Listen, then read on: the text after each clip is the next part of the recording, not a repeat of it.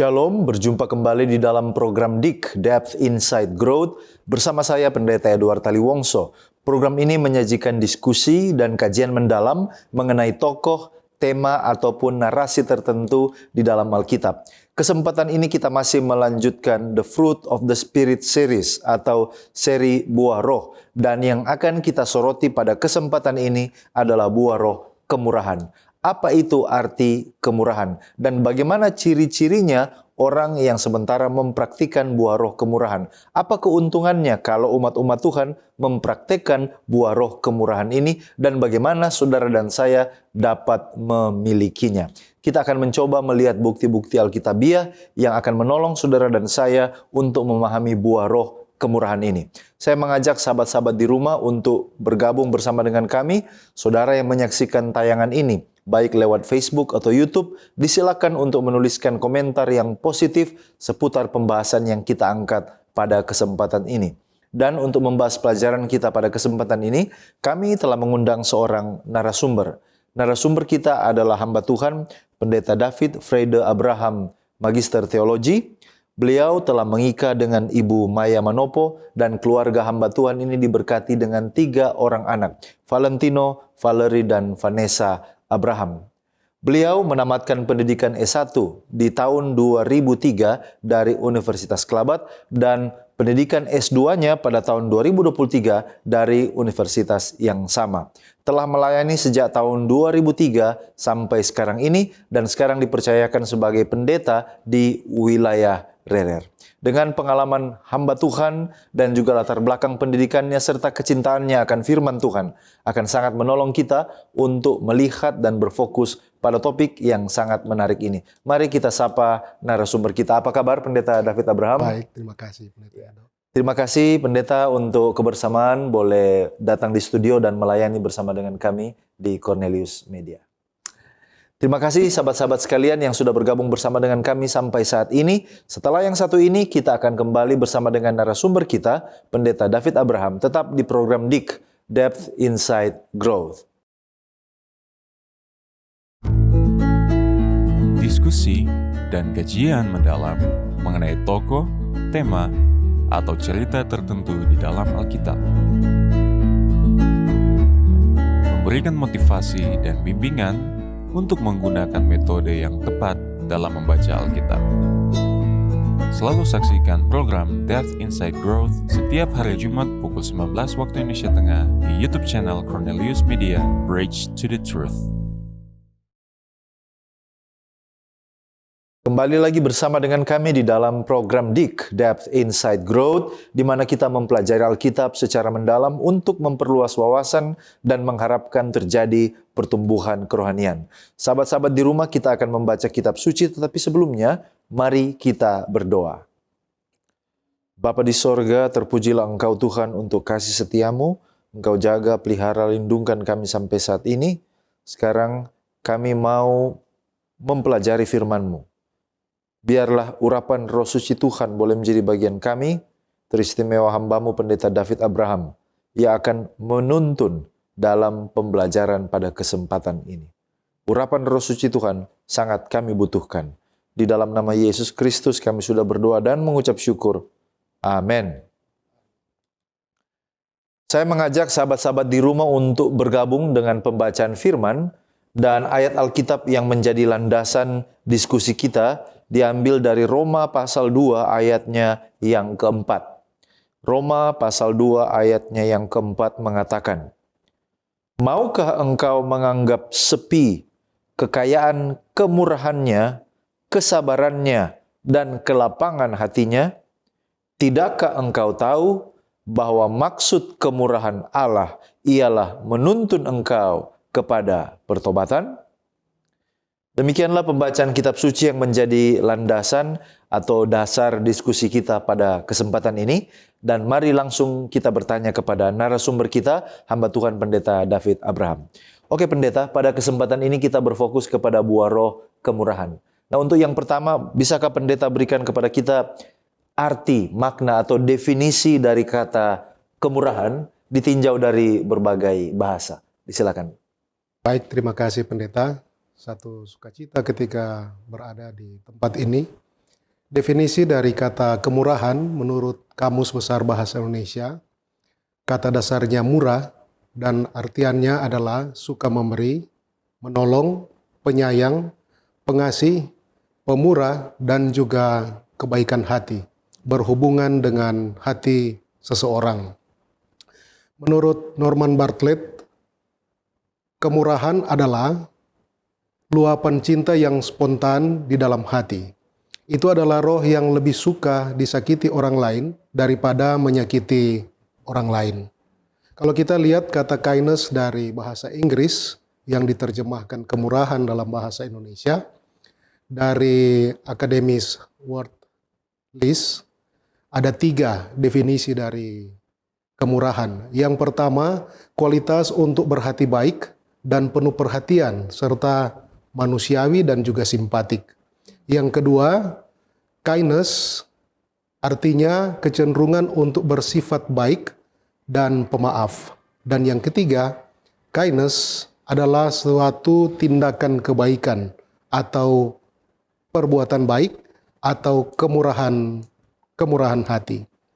Dari bahasa Alkitab, bahasa Ibrani, ketika kita hubungkan dengan pertama kali ayat yang telah kita bacakan tadi tentang kemurahan, dia muncul dalam bahasa Ibrani keset yang artinya kebaikan hati, belas kasihan, kebaikan hati yang penuh kasih, dan kasih yang tidak berubah. Itu yang ditulis dari bahasa Ibrani, bahasa Alkitab Perjanjian Lama. Dan dari bahasa Yunani ada 2 kata. Yang pertama, Christotes. Artinya, satu kebaikan yang ditunjukkan atau simpati kepada orang lain. Yang mana sikap atau tindakan ini biasa dilakukan oleh Allah dan juga manusia. Seperti ayat yang telah kita baca tadi dalam Roma 2 ayat 4, kemurahan itu adalah merupakan atribut dari Allah. Kamus Leksikon Friberg memberitahukan kemurahan atau kindness ini adalah sebuah integritas moral yang paling tinggi, sebuah kejujuran atau kewajiban untuk melakukan sesuatu yang benar. Kamus yang lain, Gingrich, dia katakan, kindness ini berhubungan dengan keunggulan moral atau moral excellence. Sementara Kamus Dunker memberitahukan kemurahan itu adalah kualitas untuk memiliki tingkat kegunaan yang tinggi. Dan di kawasan Laut Tengah, ini merupakan faktor penting untuk menjaga tatanan sosial yang ada. Jadi, kindness adalah sesuatu yang sangat penting. Dia berfokus kepada aspek moral yang harus ada. Kata kedua dari bahasa Yunani untuk kindness atau kemurahan adalah eleos, yang artinya menunjukkan kemurahan, menunjukkan kebaikan hati, dan juga belas kasihan, yang mana ini merupakan attitude dari manusia dan juga Allah sendiri. Ketika Allah melakukan tindakan kemurahan, baik kepada orang Israel sebagai bangsa pilihan dan umat Tuhan sampai saat ini. Dari kata eleos. Di dalam Roma 11 ayat 30 sampai 32, firman Tuhan, sebab sama seperti kamu dahulu tidak taat kepada Allah, tetapi sekarang beroleh kemurahan oleh ketidaktaatan mereka. Demikian juga mereka sekarang tidak taat, supaya oleh kemurahan yang telah kamu peroleh, mereka juga akan beroleh kemurahan. Sebab Allah telah mengurung semua orang dalam ketidaktaatan, supaya Ia dapat menunjukkan kemurahannya atas mereka semua. Jadi kata kemurahan ini pertama kali muncul adalah tindakan Allah sendiri. Dan Allah menunjukkan kemurahan melalui peristiwa salib yang tercatat di dalam Injil Yohanes pasal 3 ayat 16. Mungkin itu sebagian dari arti beberapa bahasa dari bahasa Ibrani, bahasa Yunani tentang kemurahan yang boleh menerangkan apa arti atau makna dari kata kindness atau kemurahan, Pendeta. Baik, terima kasih Pendeta dengan definisi yang sudah diberikan tadi. Ini memberikan wawasan kepada kita, dan ada satu tadi yang menarik perhatian saya, yaitu kerelaan untuk lebih menyakiti diri sendiri daripada menyakiti orang lain, ya. Itu definisi yang sangat menarik untuk kita diskusikan sebenarnya arti dari kemurahan. Baik, Pendeta, Alkitab adalah sebuah buku di mana kita bisa melihat ada begitu banyak contoh. Nah, apakah ada di dalam Perjanjian Lama cerita atau ayat yang menunjukkan aplikasi atau penerapan yang tepat dari buah roh kemurahan dari Perjanjian Lama yang mungkin Pendeta temukan, boleh berbagi dengan kita? Ya. Baik, Pendeta. Yang saya temukan di dalam Perjanjian Lama ketika kata kemurahan itu muncul kali yang pertama, itu ada di Kejadian pasal 20 ayat 13. Kejadian 20 ayat 13, ketika Allah menyuruh aku mengembara keluar dari rumah ayahku, berkatalah aku kepada istriku, tunjukkanlah kasihmu kepadaku, yakni katakanlah tentang aku di tiap-tiap tempat di mana kita tiba, ia saudaraku. Ayat ini latar belakangnya adalah percakapan antara Abraham dan juga Abimelek, Raja Gerar. Kalau kita baca secara keseluruhan Kejadian pasal 20, kita akan mengerti kenapa percakapan ini muncul. Oleh karena Abraham punya seorang istri, Sarah, yang cantik, dan dia disukai oleh Abimelek. Dan sesuai dengan teks yang telah kita baca, Kejadian 20 ayat 13, Abraham yang memerintahkan kepada Sarah supaya ketika dia ditanya statusnya, dia harus mengakui bahwa dia itu adalah saudara Abraham saja, bukan sebagai istrinya. Di sini, kemurahan yang akan kita lihat adalah kemurahan dari Sarah. Sebenarnya Sarah dua kali menunjukkan kemurahan kepada Abraham sesuai dengan definisi kata kemurahan. Yang pertama kali ada di Kejadian 12 ayat 13, ketika Abraham dan juga Sarah berada di Mesir, dan peristiwa yang sama juga yang terjadi di Kejadian 20 ayat 13, ketika Abraham berada di Gerar. Dan peristiwa yang sama terjadi ketika Sarah mengaku bahwa dia itu hanya saudara perempuan dari Abraham, bukan istrinya. Di sini kita boleh melihat pengorbanan seorang istri ketika dia harus mengakui bahwa itu bukan suaminya tapi saudaranya. Padahal kenyataannya Abraham adalah suaminya. Dia korbankan dia punya perasaan, dia korbankan dia punya diri, dan itu bisa berakibat dia rusak, dia hancur, dan tidak ada kesempatan lagi untuk bersama-sama dengan suaminya. Tapi dalam peristiwa ini, Alkitab mengatakan itu dosa. Tindakan Abraham itu dosa. Tindakan itu tidak diizinkan Allah. Itulah sebabnya dalam kisah Abimelek dan juga Sarah, pada malam hari, pada malam pengantin, Tuhan datang dan memperingatkan Abimelek untuk tidak menyentuh Sarah, oleh karena Sarah itu adalah istri Abraham. Tuhan tidak izinkan peristiwa itu berlaku. Begitu juga yang terjadi di Kejadian pasal 12. Dan Tuhan memberikan peringatan kepada Abimelek, kembalikan Sarah kepada suaminya, kalau tidak engkau pasti mati.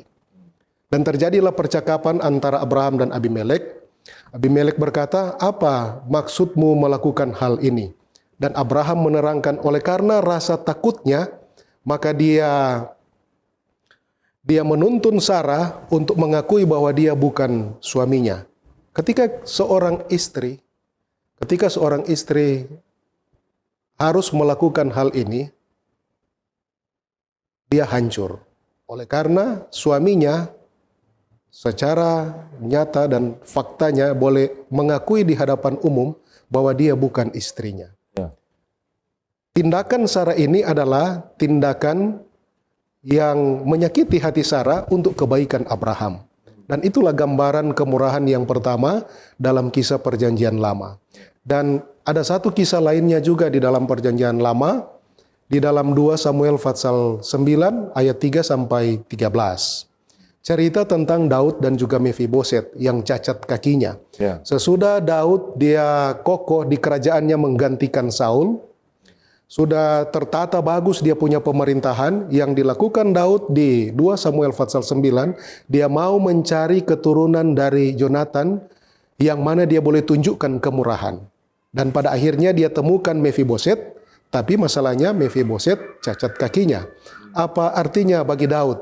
Di 2 Samuel pasal 5 ayat 8, Daud benci orang timpang dan juga orang buta. Jadi dalam hati Daud ada rasa benci secara pribadi orang cacat dan orang buta.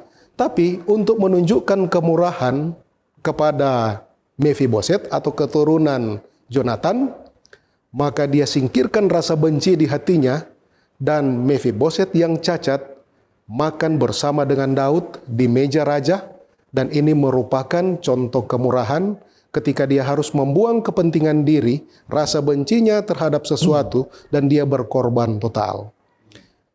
Kisah yang ketiga di dalam Perjanjian Lama ada di Kejadian pasal 45, cerita tentang Yusuf dan juga saudara-saudaranya. Kita tahu bagaimana saudara-saudara Yusuf melakukan kejahatan terhadap Yusuf berulang-ulang. Tapi pada akhirnya Yusuf memaafkan perbuatan saudara-saudaranya oleh karena dia menunjukkan satu sikap yang baik dari hatinya.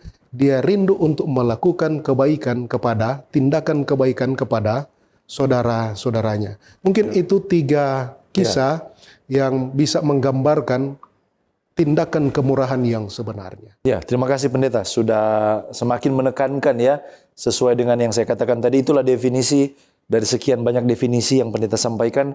Satu itulah tadi yang benar-benar menangkap perhatian saya. Kerelaan untuk disakiti daripada menyakiti orang lain. Nah, kita sudah ke perjanjian lama tadi. Sekarang bagaimana dengan perjanjian baru? Apakah ada pendeta penerapan dari buah roh kemurahan? Baik, terima kasih pendeta. Alkitab itu merupakan satu kesatuan. Dan apa yang telah Allah lakukan di sepanjang Alkitab, baik itu di perjanjian lama dan juga perjanjian baru, itu sangat berkaitan. Dan kalau kita melihat kisah dalam perjanjian baru tentang kemurahan, itu 12 kali disebutkan kata kindness, ada di 9 kitab. Dan cerita yang akan kita lihat, kisah yang pendek ada di 6 ayat dari Kisah Para Rasul 9, ayat 36 sampai 42. Di sana bercerita tentang seorang wanita yang bernama Tabita, dalam bahasa Greka Dorcas. Di Yope ada seorang murid perempuan bernama Tabita, dan pada waktu itu dia sakit lalu dia meninggal. Setelah dimandikan, mayatnya dibaringkan di atas, dan waktu itu murid-murid yang ada di Yope mendengar bahwa Petrus dan murid-murid berada dekat dengan kota Yope, yaitu kota Lida. Dan mereka menjemput Petrus dan bermohon kalau boleh segera Petrus untuk datang ke Yope. Dan benar, begitu Petrus berkemas, dia datang ke Yope. Dia dijemput oleh para janda yang telah merasakan kebaikan hati dari Dorcas dengan cara menunjukkan jubah yang telah dia buat untuk orang lain. Dan Petrus berdoa kepada Tuhan, dia berlutut dan dia berdoa di ayat 40. Kemudian dia berpaling ke mayat itu dan berkata, "Tabita, bangkitlah." Lalu dia membuka matanya, dan ketika melihat Petrus, ia bangun lalu duduk. Dan Petrus memegang tangannya, membantu dia berdiri dan memanggil orang-orang yang ada di Yope, janda-janda, dan menunjukkan kepada mereka bahwa Tabita telah bangkit. Apa penyebab sehingga banyak orang yang berduka pada waktu Tabita meninggal? Itu diterangkan di ayat 36. Di Yope ada seorang murid bernama Tabita. Dalam bahasa Yunani Dorcas, perempuan itu banyak sekali berbuat baik dan memberi sedekah. Di ayat selanjutnya juga ketika mereka menunjukkan pakaian yang dia pakai, dari analisa Alkitab, itu dia buat, kata dibuat itu poeo, dia buat untuk kepentingan orang lain. Jadi Tabita berarti di dalam kehidupan, dia menunjukkan kebaikan dan juga kedermawanan. Dia menunjukkan kemurahan kepada orang-orang, dan itu membekas kepada orang-orang yang telah merasakan dia punya kebaikan. Ketika dia meninggal, mereka merasa kehilangan. Jadi kisah kemurahan dalam perjanjian baru mungkin ada di kisah ini. Ketika dia menunjukkan kebaikan dan juga kemurahan kepada orang-orang yang berkebutuhan di sekitarnya, pendeta. Baik, terima kasih pendeta, luar biasa kita sudah melihat tadi. Dan puji Tuhan untuk jawaban yang telah kita dengar. Saya yakin kita semakin bersemangat untuk masuk lebih dalam. Namun sebelum kita lanjutkan pendeta, kita akan mendengarkan pesan-pesan rohani berikut ini. Tetaplah bersama dengan kami.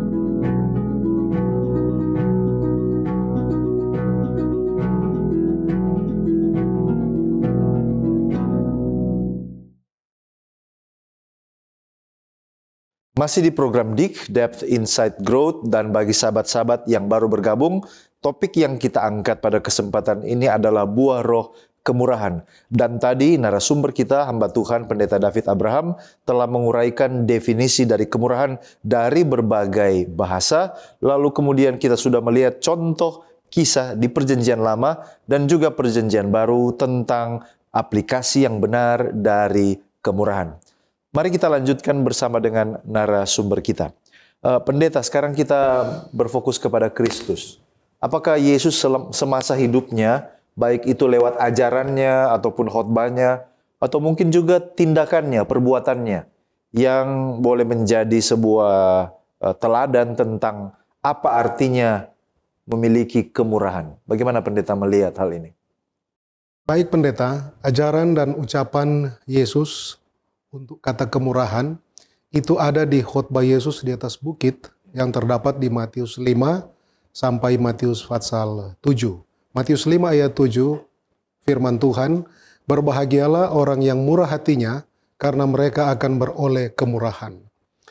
Seperti yang saya katakan tadi, Alkitab itu merupakan satu kesatuan. Kata yang digunakan di Matius 5 ayat 7, kalau kita melihat, itu adalah kata yang sama, kalau dalam bahasa Ibraninya, terdapat di dalam Kejadian 19 ayat 16. Ketika Tuhan melakukan kemurahan kepada Lot, cerita tentang Lot. Di Kejadian 19, mulai ayat 19, Lot berkata sesudah dia dituntun oleh malaikat keluar dari kota Sodom, Lot berkata, "Sungguhlah hambamu ini telah dikaruniai belas kasihan di hadapanmu, dan Tuanku telah berbuat kemurahan besar kepadaku dengan memelihara hidupku.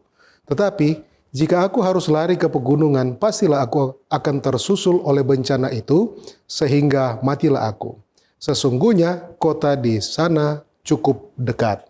Kiranya Tuhan mengizinkan untuk Lot ke kota itu. Dan dari hasil permintaan Lot kepada Tuhan, maka Tuhan masih menunjukkan kemurahan kepada Lot.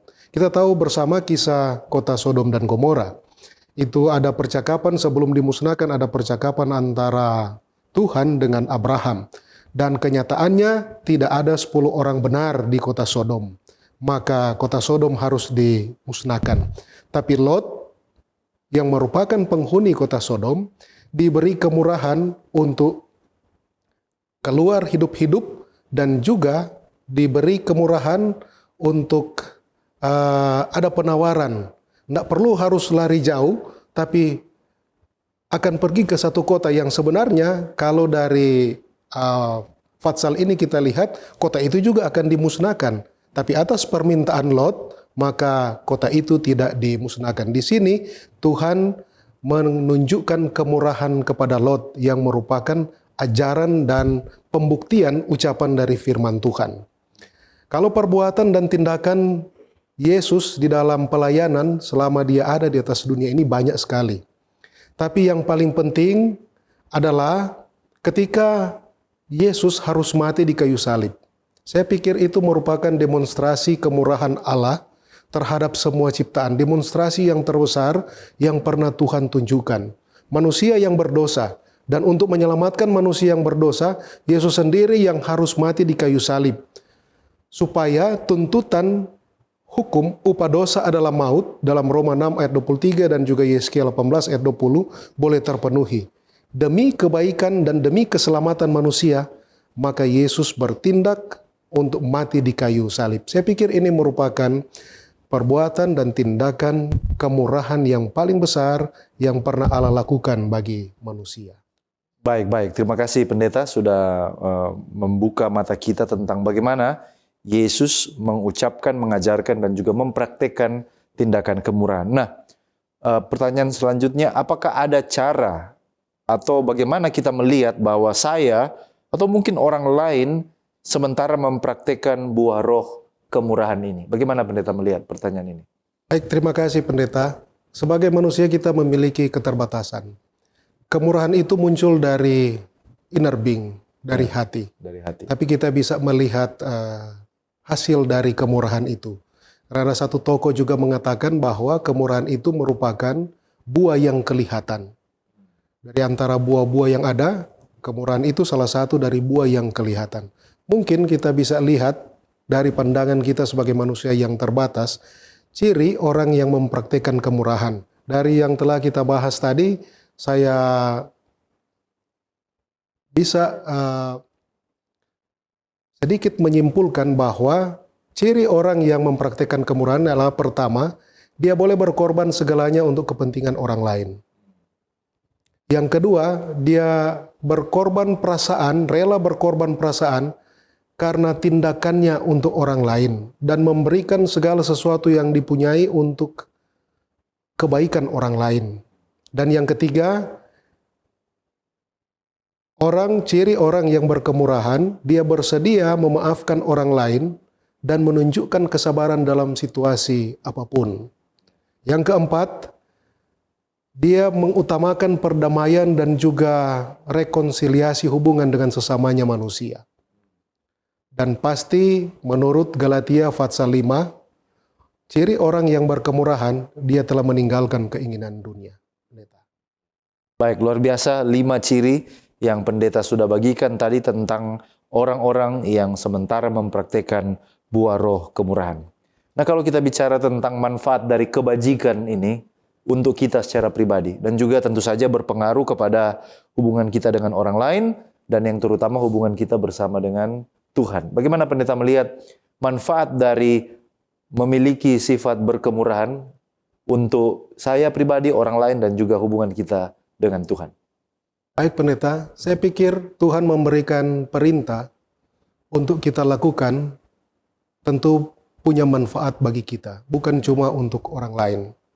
Karena orang yang sementara mempraktekkan atau mengamalkan kemurahan, saya percaya dia sementara menunaikan ibadah dan teladan agamanya dia boleh tunjukkan. Pasti dalam kehidupannya ada damai, ada kepuasan jiwa dalam mempraktekkan. Ini berarti bahwa kita telah menjadi ciptaan yang baru dan berbeda ketika kita belum mengenal Allah, ketika kita masih manusia daging. Kalau hubungan kita dengan sesama manusia ketika kita mengamalkan kemurahan, saya pikir orang yang murah hati, yang terus menjadi berkat bagi sesama, adalah orang yang dirindukan di mana saja. Sama seperti Dorcas ketika dia mati, semua orang merasa kehilangan. Dan keuntungan atau manfaat kita sehubungan dengan Tuhan, hubungan kita dengan Tuhan, kalau kita melihat khotbah Yesus di Matius pasal 5 sampai 7, ada beberapa tokoh katakan itu adalah Sinainya perjanjian baru. Kalau di Sinai perjanjian lama Tuhan memberikan 10 hukum, dan di Matius 5 sampai 7 itu Tuhan memberikan hukum yang sama, bahkan penjabarannya, perinciannya, apa yang harus kita lakukan. Maka orang yang murah hati, orang yang punya kemurahan, sementara melaksanakan kewajiban agama, dia ada kebahagiaan dan pasti juga kebahagiaan spiritual dan pasti Tuhan senang. Kalau kita melihat latar belakang juga, Galatia pasal 5 yang berisi buah roh, Galatia pasal 5 ayat 22 sampai 23, Orang yang mempraktekkan buah roh berarti dia bukan lagi hamba dosa, tetapi dia telah memberi dirinya dituntun oleh roh dan dia telah hidup bersama-sama dengan Kristus. Pendeta. Baik, luar biasa. Jadi itulah ya keuntungan yang bisa didapatkan ketika seseorang itu mempraktikkan buah roh kemurahan. Nah, luar biasa sekali ini pendeta pembahasan kita sejauh ini, dan kita masih akan lanjut lagi pembahasan kita dengan pertanyaan-pertanyaan yang sifatnya lebih aplikatif. Oleh karena itu, jangan kemana-mana, tetaplah bersama dengan kami.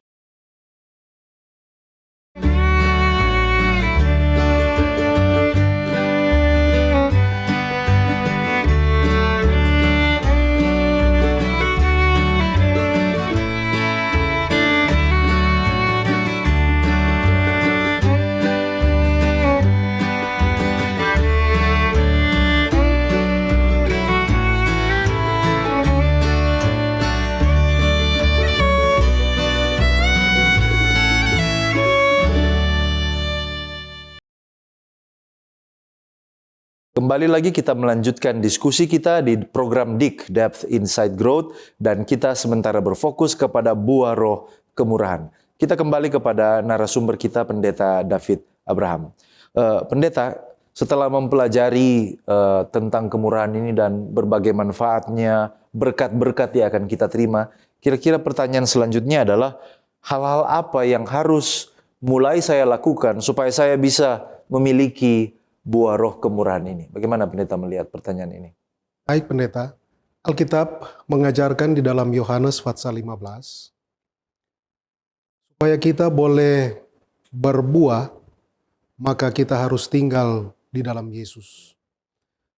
Yohanes pasal 15, Yesus nasihatkan supaya tinggallah di dalam aku dan aku di dalam kamu, supaya kamu dapat berbuah banyak. Yohanes 15 ayat 4 dan juga 5. Itulah sebabnya perlu kita untuk terus terhubung dengan Yesus melalui mempelajari firman-Nya dan minta tuntunan Roh Kudus supaya kita bisa menerapkan apa yang telah kita pelajari dan menerapkan seperti yang Yesus lakukan. Itu berarti kita telah memiliki Kristus dan kita menyadari status kita sebagai pengikut Kristus yang telah menjadi anak-anak Allah. Yang kedua, supaya kita bisa mulai menghasilkan buah-buah roh, maka kita harus belajar memperhatikan kebutuhan orang lain dan berusaha untuk memenuhi sesuai dengan kesempatan yang Tuhan karuniakan. Tuhan karuniakan kepada kita. Dan belajarlah untuk selalu hidup dipimpin oleh roh. Jadi tinggal dalam Kristus, lalu kemudian hidup dipimpin oleh roh, berusaha untuk memenuhi kebutuhan orang-orang yang di sekeliling kita, maka itu adalah langkah-langkah kita akan memiliki buah roh kemurahan. Nah, lawan dari pertanyaan tadi pendeta, kalau begitu ada hal-halkah yang harus saya hindari yang akan supaya saya tidak terhalang untuk memiliki buah roh kemurahan? Hal-hal apa saja yang harus saya hindari? Baik pendeta, sama seperti Galatia pasal 5. Dimulaikan dengan hal-hal duniawi dan keinginan daging, dan selanjutnya untuk buah-buah roh dalam kehidupan. Tentu kita juga di dalam kehidupan ini ada hal-hal yang Tuhan telah peringatkan supaya kita tidak lakukan, supaya kita bisa menghasilkan buah-buah roh. Yang pertama adalah kita menghindari untuk memanjakan diri dan cinta diri. Apabila kita telah belajar untuk tidak memanjakan diri, cinta diri, tapi lebih memperhatikan kebutuhan orang lain, saya percaya buah roh kemurahan akan bisa kita terapkan dalam kehidupan. Yang kedua, sebagai manusia kadangkala ada rasa benci di hati kita oleh karena situasi yang terjadi. Tapi apapun itu, kalau kita mau menghasilkan buah roh, supaya kita tidak terhalang untuk menghasilkan buah roh, maka kita harus buang rasa benci di hati kita dan gantikan itu dengan kasih.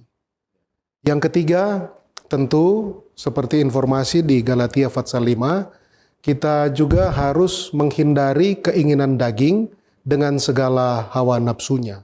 Itu ada di Galatia pasal 5 ayat 19 dan juga 20. Semua hal yang tercatat di situ kita hindari, kita percaya kita telah membuka kesempatan untuk menghasilkan buah-buah roh, termasuk kemurahan di dalam kehidupan kita. Dan yang keempat, menurut saya, supaya kita tidak terhalang untuk memiliki buah roh, maka kita harus menghindari hidup duniawi. Betul, kita hidup di tengah-tengah dunia, tapi jangan sampai kita menjadi duniawi dalam kehidupan ini.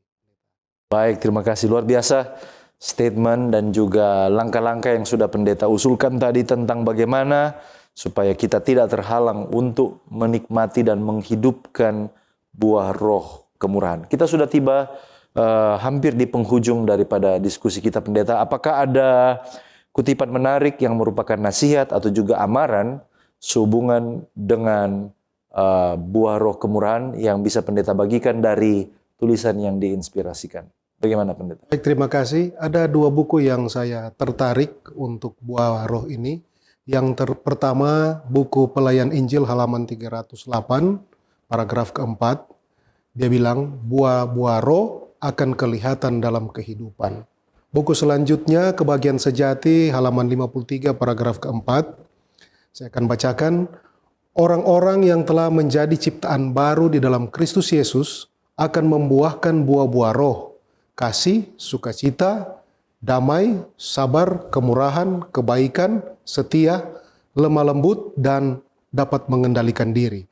Mereka tidak lagi hidup sesuai dengan hawa nafsu mereka yang lama, melainkan dengan iman kepada Anak Allah, mereka akan mengikuti langkah-langkahnya untuk memantulkan tabiatnya dan menyucikan diri sebagaimana Tuhan suci adanya. Hal-hal yang tadinya mereka benci, sekarang mereka cintai. Dan yang tadinya mereka cintai, sekarang mereka benci. Yang sombong dan tinggi hati sekarang menjadi rendah hati. Dan yang sungguh-sungguh dan tidak menonjolkan diri. Orang pemabuk menjadi ramah. Orang yang tadinya suka percabulan menjadi suci. Kebiasaan-kebiasaan menonjolkan diri. Dan kebiasaan dunia ditinggalkan. Orang Kristen janganlah mencari perhiasan lahiriah, melainkan sifat yang baik pada batinnya. Itulah perhiasan yang tidak akan binasa, yaitu perangai yang lemah lembut dan pendiam. Baik, luar biasa. Terima kasih, pendeta. Sungguh sangat menarik diskusi dan juga pendalaman kita pada kesempatan ini. Dan saya percaya semua kita sangat diberkati, mata kita telah dibukakan, kita melihat buah roh kemurahan ini dalam cara yang lebih mendalam. Namun karena waktu kita tiba kepada bagian rangkuman atau kesimpulan dari pembahasan. Sebagai closing statement, sesuatu yang bisa kita bawa pulang, disilakan kepada pendeta David Abraham. Pertama, kemurahan adalah tindakan kita untuk kebaikan orang lain tanpa mengharapkan balasan. Yang kedua, kita perlu memupuk kepandaian kebaikan sehingga kita dapat menjadi cakap dalam seni menerapkan kasih Kristiani dalam kehidupan ini. Karena kita berhubungan dengan banyak orang. Dan yang terakhir adalah, kemurahan adalah buah roh yang seharusnya menjadi ciri khas dari umat-umat Tuhan. Kita telah menerima kemurahan dengan cuma-cuma, maka kita juga membagikan itu dengan cuma-cuma. Ketika kita telah menerimanya, maka kita punya sesuatu yang kita sebut konsekuensi logis, bahwa kita telah diselamatkan, seharusnya kita memiliki hati yang penuh dengan kemurahan. Baik, terima kasih pendeta. Dan bolehkah pendeta berdoa bagi diskusi kita dan juga sahabat-sahabat yang mengikuti program ini di rumah? Disilakan pendeta. Baik, mari kita berdoa. Tuhan Allah, Bapa kami dalam kerajaan surga, Tuhan Khalik Pencipta, Penebus dan Pemelihara kami. Kami datang padamu pada saat ini bersyukur dan berterima kasih. Kesempatan kami boleh mempelajari sebagian dari firman Tuhan. Kami rindu untuk menghasilkan buah roh yang lebat, kemurahan di dalam kehidupan ini, sama seperti Kristus telah contohkan di dalam pelayanannya. Terima kasih Tuhan, Engkau mau ajar kami untuk menghasilkan buah yang banyak di dalam kehidupan ini untuk kebaikan banyak orang. Tuhan kiranya memberkati program ini, Tuhan memberkati saudara-saudara yang mengikuti program ini, supaya kami terus diberkati di dalam kehidupan dan kami terus menjadi berkat. Terima kasih Engkau mau dengar, mau jawab doa kami. Terima kasih semua berkat-Mu Tuhan. Dalam nama Yesus kami sudah berdoa dan ucap syukur padamu. Amin. Amin. Puji Tuhan untuk pembahasan topik yang sangat menarik dan sangat membuka wawasan kita pada kesempatan ini. Saya mengucapkan terima kasih kepada narasumber kita, Pendeta David Abraham, yang sudah membagikan berkat rohani bagi kita semua. Tuhan memberkati pendeta bersama dengan keluarga dalam pelayanan. Dan juga terima kasih kepada sahabat-sahabat di rumah yang tetap setia bersama dengan kami sampai saat ini. Bahkan juga kepada sahabat Hope Channel Indonesia yang terus menyaksikan program-program dari Cornelius Media. Saya percaya ketika kita mencintai mempelajari firman Tuhan, kita akan bertumbuh bersama-sama. Jika Anda telah diberkati lewat pelayanan media ini, berkenan kiranya saudara untuk like, follow, atau subscribe akun media sosial kami, dan bagikan link tayangan ini kepada orang-orang terkasih. Dan sahabat-sahabat di rumah, demikianlah perjumpaan kita pada episode ini. Kita akan jumpa kembali pada episode yang mendatang. Saya Pendeta Edward Taliwongso dan kru yang bertugas undur diri. Shalom.